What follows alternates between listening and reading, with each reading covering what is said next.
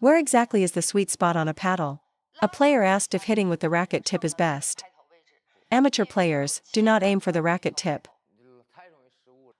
For my forehand drive, can I simply take the racket straight back for my backswing? In training drills with consistent balls, this simple, mechanical motion is enough to get the ball on the table. But in a real match, the ball's height and speed vary. If the ball comes high, you're failing to adjust your backswing accordingly.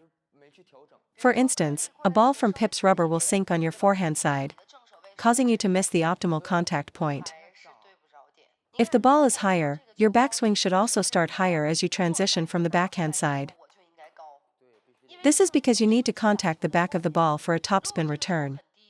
Conversely, if the ball is low, you must lower your racket. A high backswing here will cause you to miss the ball completely. During rallies, you're inconsistent because your backswing is always in the same position, regardless of the incoming ball. When the ball is low, you miss it.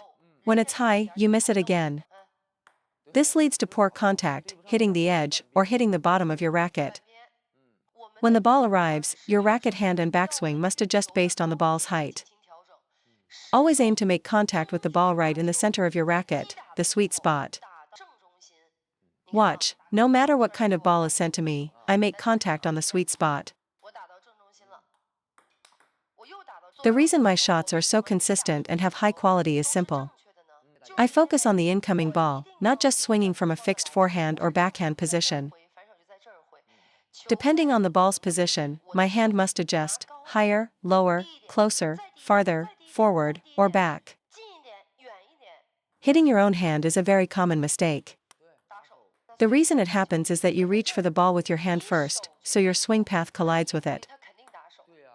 When the ball comes to your forehand, you reach out first, which throws off your contact point. Use the center of your racket, the sweet spot. Remember, that's the most valuable part of any blade you buy. If you're not using the sweet spot, you're getting budget performance out of a premium racket. And then you'll start blaming your equipment. When transitioning from backhand to forehand, keep your hand closer to your body. Then, based on the opponent's ball, if it's a direct shot, my backswing is compact. For a wider angle, I extend my backswing.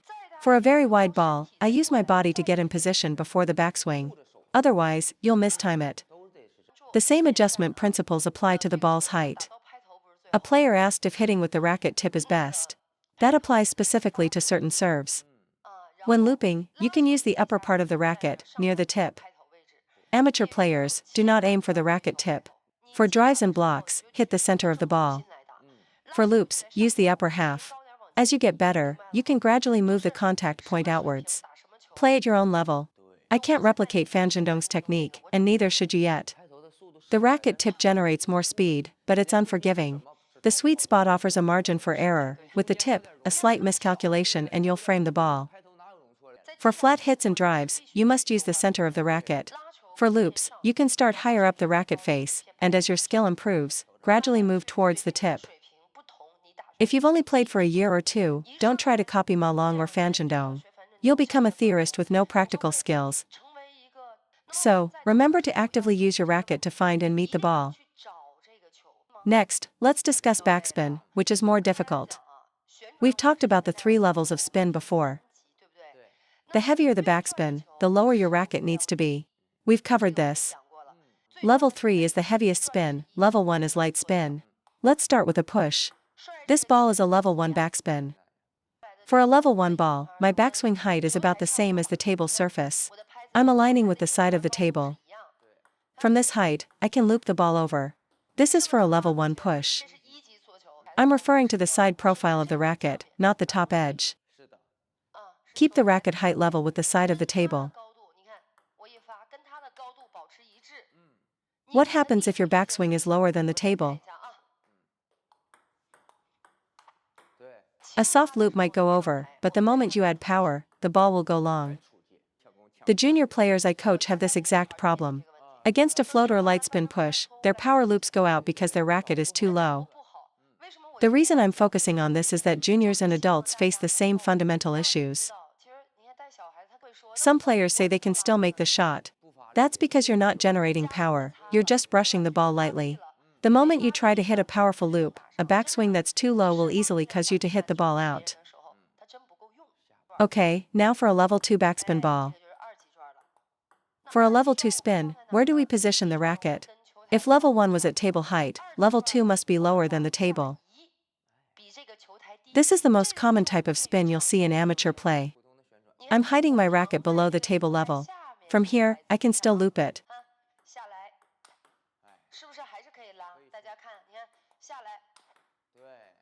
These positions are guidelines, not absolute rules.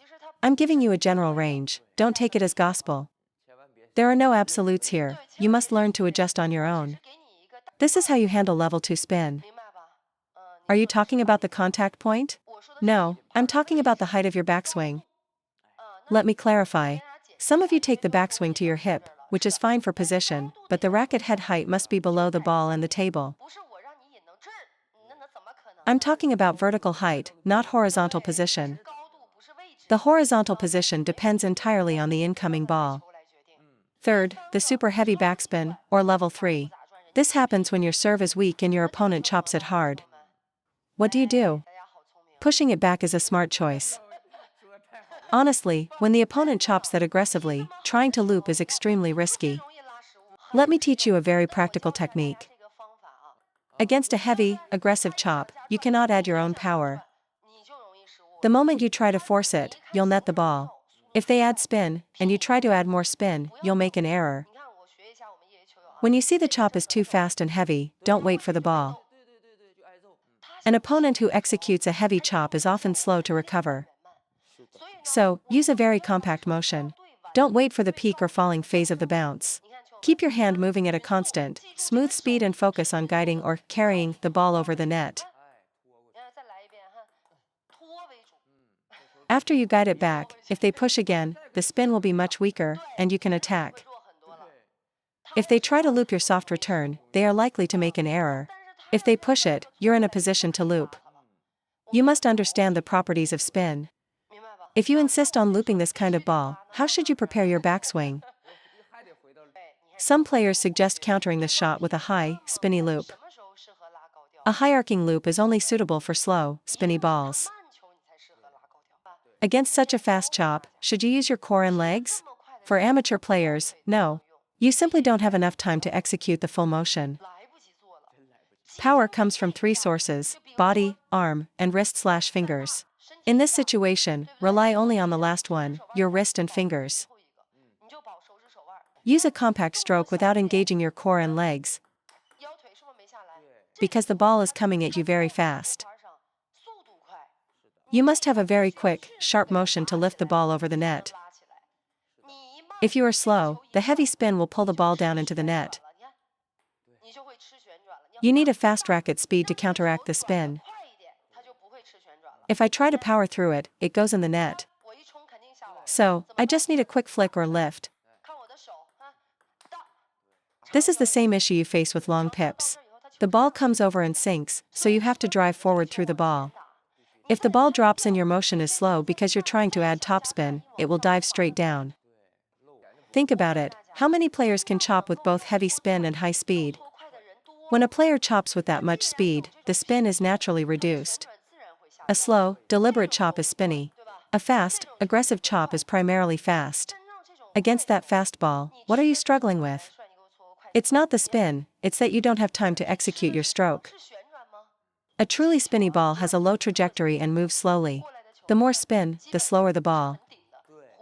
When I'm coaching, players often can't loop my pushes because their stroke tempo doesn't match the ball's speed. My push is fast, but their loop is slow. That's the real reason they miss. If they speed up their stroke, they can match the pace and make the shot.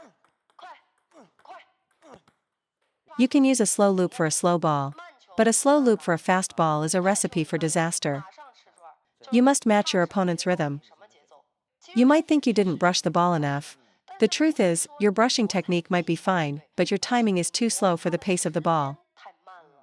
A fast push dives quickly after the bounce. If you're slow, you can't lift it. Match its speed with your speed, and you'll get it over. This isn't about hitting the ball early, it's about executing your stroke quickly at the contact point. Now, let's talk about the half-long or high ball, which is a major weak point for amateurs. Honestly, I don't recommend trying to smash this ball.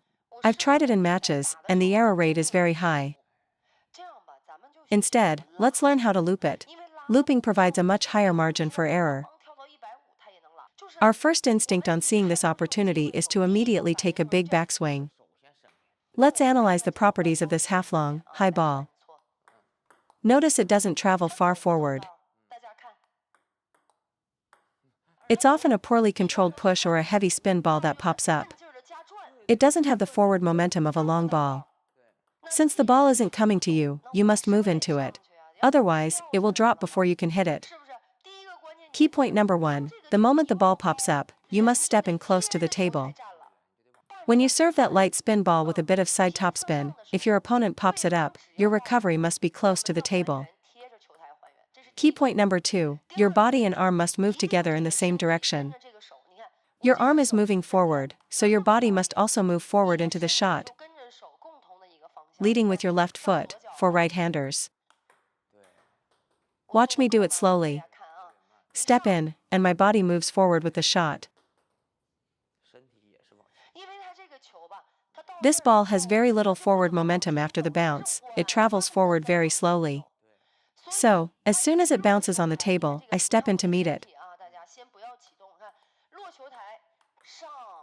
For all half-long high balls, you must move forward into the shot. Whether it's a short pop-up or an accidental high push, you must attack it moving forward.